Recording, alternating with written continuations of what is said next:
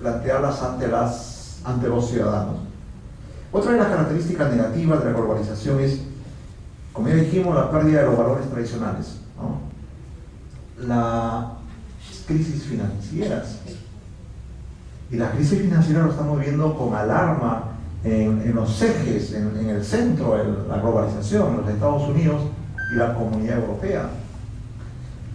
Eso tiene que ver con lo que decíamos, el desarrollo fractal de los acontecimientos, ¿no? Acá termino la exposición en la primera parte relacionada a modernidad y neomodernidad. La segunda parte de mi exposición tratará el tema de la responsabilidad penal de las personas jurídicas. Pero, por favor, algunas preguntas sobre este traslado de información que he querido participar con ustedes.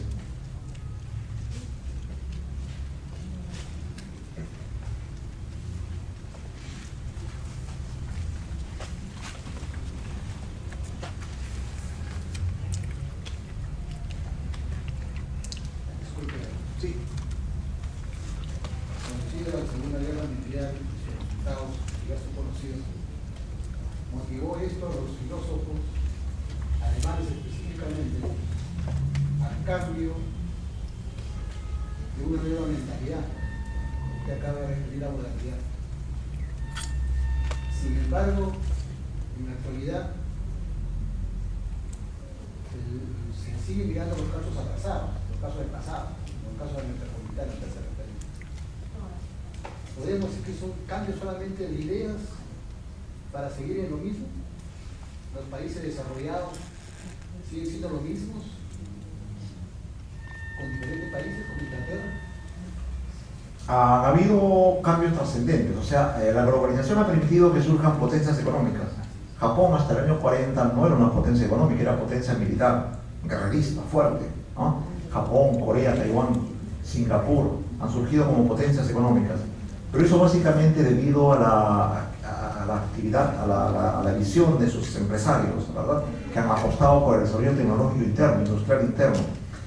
Sí se han producido mecanismos, sí se han producido revoluciones económicas en la era de la posmodernidad, porque han surgido nuevas potencias. En el ámbito de América Latina no se nota eso, por ejemplo, ¿verdad? Si bien Chile es un país que tiene el mayor desarrollo económico en América Latina, aún no es un país potencia, ¿no? En el caso de Perú, Bolivia y otros países seguimos siendo los patios traseros de América Latina. La tesis del patio trasero, ¿qué significa? Que a estos países considerados patios traseros se los utiliza como mecanismo de experimentación. Acá se vienen a hacer experimentos de orden médico, de orden económico, en diferentes órdenes. Y somos los patios que acumulamos materias primas, minerales, y que sirven a las potencias para su desarrollo tecnológico e industrial. En referencia a los países de África, por ejemplo, de África Central y del Norte, que son países muy atrasados, igual que en América Latina y América Central, las relaciones de poder no se han modificado sustancialmente. Las modificaciones se han producido en el sudeste asiático, ¿no?, donde el surgimiento de nuevos estados capitalistas poderosos ha permitido equilibrar un poco las contradicciones naturales que existían entre Japón y Corea, por ejemplo, ¿no?, o entre Japón y los países del sudeste asiático. Singapur, Tailandia son potencias económicas, muchos de sus productos los tenemos acá. Entonces, el desarrollo ha sido desigual, ¿no?, que es la lógica del capitalismo, un desarrollo asimétrico, desigual, pero desarrollo, ¿no? Sí. Bueno. Si bien es cierto, la modernidad tuvo la razón, ¿qué sucede o qué prima o cuál es el eje de la modernidad? En la posmodernidad, la incertidumbre, ¿no? La posmodernidad es una época en la que las ideas, los dogmas, las ideas fuertes se quiebran, se desestabilizan. Y esto en el ámbito jurídico se nota, por ejemplo, en los códigos. Los códigos civil, penal, son códigos que se quiebran, que se rompen.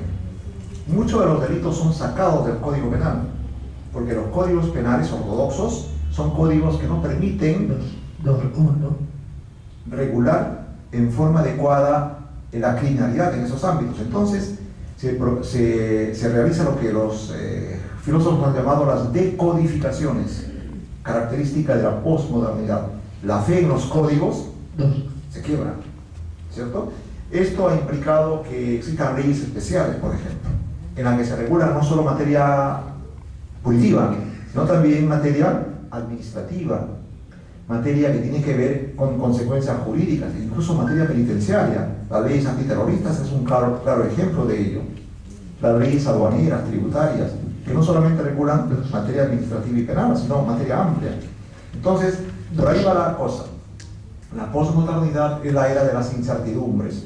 No se sabe si el desarrollo tecnológico científico significará mayor progreso para los pueblos o significará sencillamente la cohesión, la estagnación de los países ricos económicamente y los países pobres. No se sabe si el desarrollo descomunal en armamentismo, por ejemplo, en energía atómica, significará en algún momento la destrucción de amplias zonas de la humanidad. La posmodernidad es eso. Ya no la fe, la creencia ciega en el progreso, ni en la verdad absoluta, sino la era de las incertidumbres. Y el hombre posmodernista es el hombre que cuestiona todo, es el hombre que le asaltan un montón de dudas. Y en el ámbito del derecho se nota clarísimo eso en materia penal. En materia penal las teorías, ¿qué papel cumplen? No darle seguridad al juez, sino darle herramientas conceptuales para que los utilice de acuerdo a las necesidades que tenga y de acuerdo al caso. Los casos muchas veces resultan fácilmente solucionables con una teoría o con otra teoría. Los jueces no están obligados a utilizar imputación objetiva o tesis finalistas. Solamente es el Código Penal, las normas, una vez que han sido ingresadas esas teorías, las que le plantean al juez adecuarse a una u otra teoría. Pero en imputación objetiva, por ejemplo, queda a criterio del juez. Si es que las reglas de imputación objetiva le permiten solucionar mejor el caso en justicia, pues las tome en cuenta. Eso es, doctor, la era de las incertidumbres, ¿no? Los códigos no definen nada, describen conductas, pero se limitan al máximo en establecer definiciones o conceptos, porque todo cambia, ¿no? Si definimos un delito en el código, obviamente que surgirán nuevas modalidades que no van a ser aprendidas o captadas por esa definición y a haber quiebres. Eso explica también que los códigos penales empleen cada vez conceptos indeterminados, la era de las incertidumbres. Se haga uso de tipos penales en blanco, como conversábamos la semana pasada, la era de las incertidumbres. La seguridad ya no es un valor dominante, que sí lo fue en la era de la modernidad, ¿no? Ahora, con la aplicación del Código Procesal Penal, por ejemplo, surgen las eras de las incertidumbres.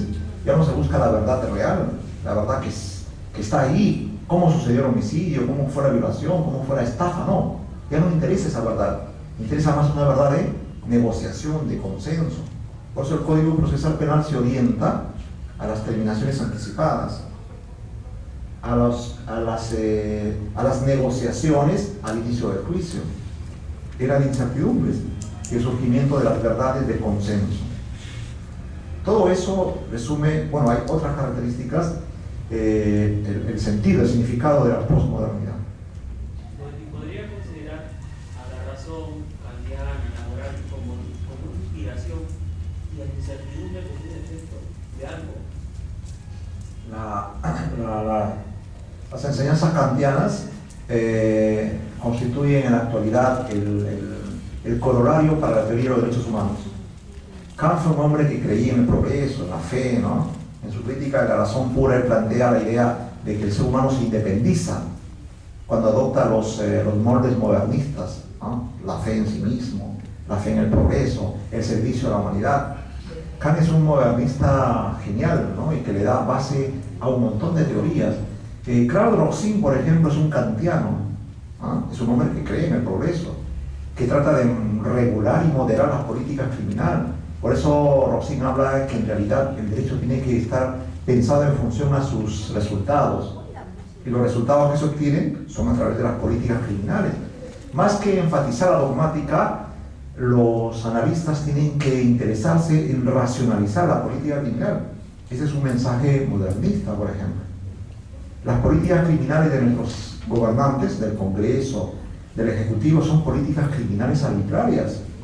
No tienen estudios de campo para proyectar sus elaboraciones normativas.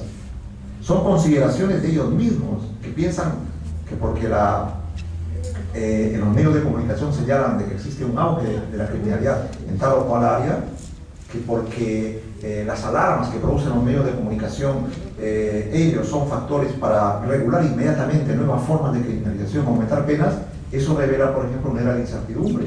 ¿Dónde está el sustento fáctico, la investigación? ¿Dónde está la investigación científica que permita establecer la necesidad de determinadas normas? Entonces los legisladores terminan haciendo una normativización postmodernista, ¿no? En la que la razón está relativizada.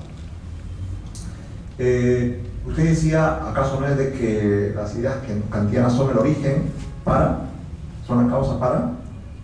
Si es una inspiración, digamos que la revolución industrial podría haberse inspirada en eso, agotado y viendo sus efectos, que la acumulación en pocos y el olvido de muchos podría ser el efecto de esta incertidumbre. Era más o menos lo que... Claro, esos conceptos, por ejemplo, revolución industrial es un fenómeno típicamente económico del siglo XIX, XVIII-XIX, fines del XVIII e inicio del XIX, en la que Inglaterra se potencia, se convierte en la primera potencia a nivel mundial, ¿no? Y eso se basa en la idea de la modernidad. En el fondo, la idea en el progreso está en la base también de la indeterminación, porque cuando esa idea se ve boicoteada, se demuestra que en la práctica la idea del historicismo, de que el progreso vendrá con el desarrollo tecnológico, no siempre es cierto. Eso sirve también de inspiración en sentido negativo para que se produzcan los conceptos postmodernistas, de que las cosas no necesariamente son así. Y en este campo, por ejemplo, Kant fue un visionario, pero fue un visionario positivo. En la época de Kant no se desarrolló la física cuántica, ¿no? La física newtoniana, que es la que corresponde a la época de Kant, decía que existían leyes universales, la ley de la gravitación. Después se desarrolla la física atómica con Albert Einstein, con Oppenheimer y muchos más, que señalan de que los átomos son el núcleo más pequeño de la materia, ¿verdad? Eran ideas absolutas. Pero después surge la física de los quarks, la física de los cuantos, que señala que más allá del átomo existen elementos pequeñísimos y mucho más. En la medida en que se desarrolla la tecnología, se demuestra que existen elementos aislados que no están agrupados atómicamente, sino que están libres, que son los radicales, ¿no? Que explican muchas veces las colisiones de la radioactividad. Y entonces la física de los quants, la física de los quarks, va demostrando lo indeterminado del conocimiento científico. Y surgen ahí pues creencias de que todo es relativo, todo está sujeto al material metodológico que se tiene en el momento. No se podía conocer la física cuántica en la época de Kant, porque obviamente el desarrollo tecnológico científico estaba en pañales. Entonces, el conocimiento es relativo, es aproximado, de acuerdo al material metodológico del que gozamos en la actualidad.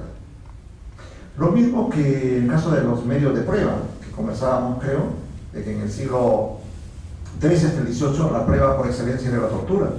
Y no podía ser de otro modo, ¿por qué? No había desarrollo criminalístico, ¿verdad?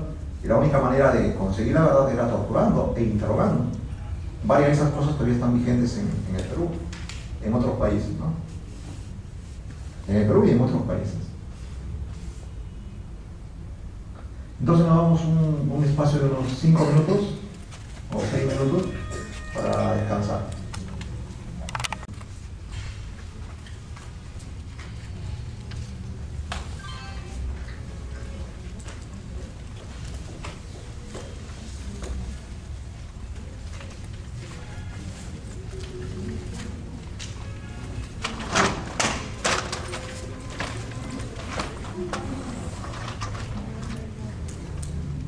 Entrar a la segunda parte de la temática referente a la responsabilidad penal de las personas jurídicas.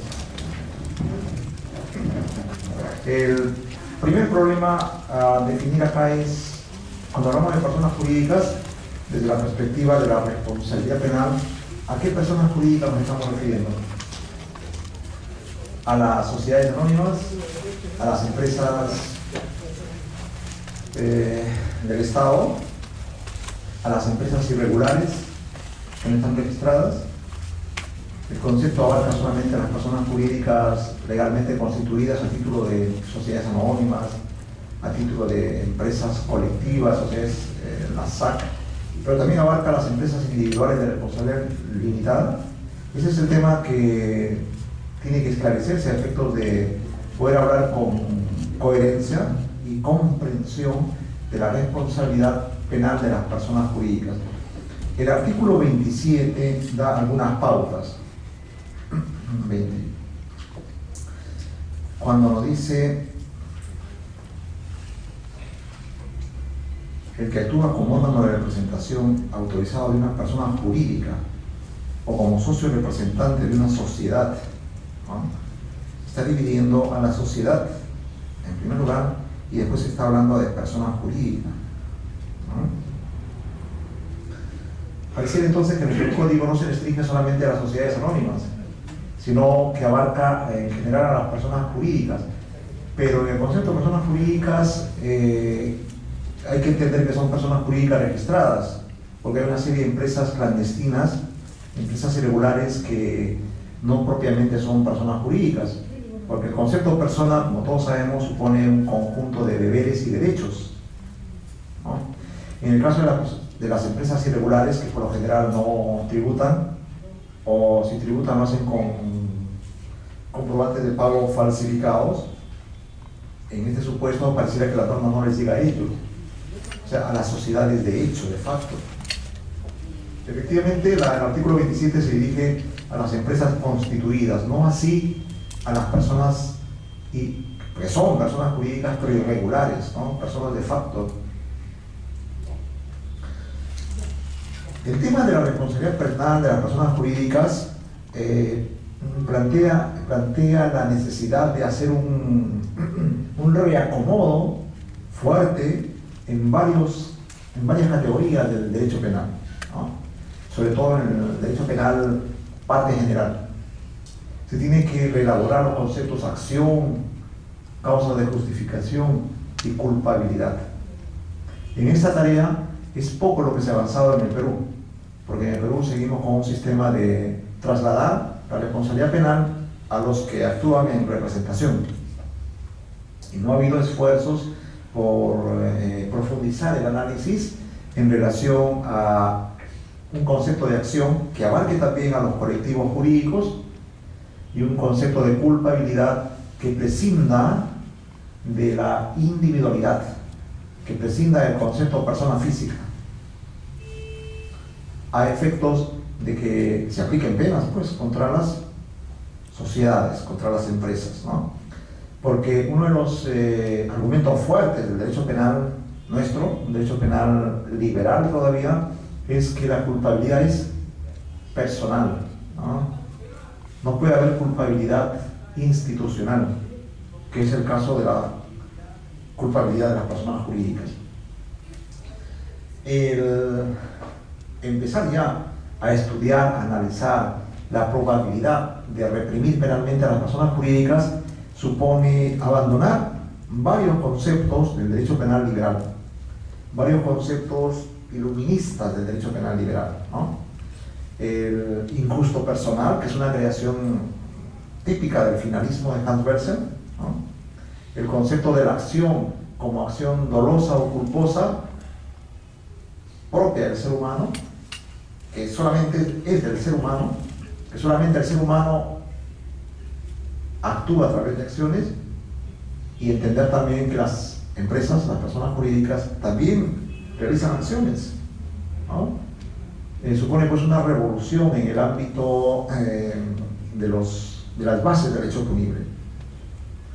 Y esta necesidad se basa en la realidad, ¿no?